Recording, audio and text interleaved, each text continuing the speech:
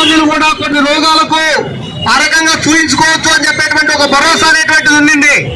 కానీ పాలకులు మారినప్పుడల్లా కనీసం కొత్త పథకాలు పెట్టి ఆ రకంగా ఏమైనా ఉపయోగపడే విధంగా చేస్తారేమో అని చెప్పేసి అనుకుంటే పథకాల పేర్లు మాత్రమే మారుస్తూ ఉన్నారు.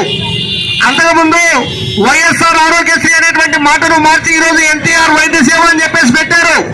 మరి మీరు కేవలం పథకం పేరు మారిస్తే సరిపోదు, దానికి కావాల్సినటువంటి పైసలు కూడా కేటాయించాల్సిన అవసరం ఉంది అని చెప్పేదాన్ని గుర్తించాలని చెప్పేసి ఈ సందర్భంగా మేము డిమాండ్ చేస్తా ఉన్నాం.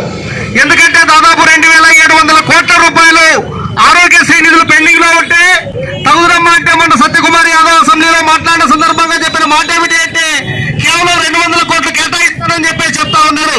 మరి మీకు సిగ్గుందా అని చెప్పేసి అడుగుతా ఉన్నాం. ఒకవైపు ఏమో స్పష్టంగా 2700 కోట్ల బకాయి ఈ రాష్ట్రంలో ఉంది అని చెప్పేసి చెప్తా ఉంటే 200 కోట్లు మాత్రమే ఎంత కేటాయిస్తారు అంటే ప్రజల ఆరోగ్యం అంటే మీకు పట్టదా అని చెప్పేసి మనం అడగాల్సిన అవసరం ఉంది. అందుకోసమే ఇదో ప్రైవేట్ హాస్పిటల్లో అయినా సరే మేము వైద్యం చేయించుకోవచ్చు అని చెప్పేటువంటి దాంతో ఆరోగ్యశ్రీ ఉంది కాబట్టి ఆ రకంగా ప్రజలు పోతా ఉన్నారు.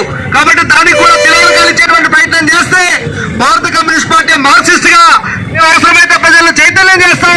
ఆ రకంగా ఈ ప్రభుత్వానికి వ్యతిరేకంగా తిరగబడేటువంటి రోజు ఎంతో రోజుల దూరంలో లేదు అని చెప్పేసి ఈ సందర్భంగా హెచ్చరిక తెలియజేస్తూ పెండింగ్ లో ఉన్నటువంటి డబ్బుల్ని ఆ రకంగా తిరిగి కేటాయించి అందరికీ వైద్యం అందే విధంగా చేయాలని చెప్పేసి కోరుతూ ఈ అవకాశం మీ అందరికీ ధన్యవాదాలు తెలియజేస్తూ సెలవు మిత్రులారా.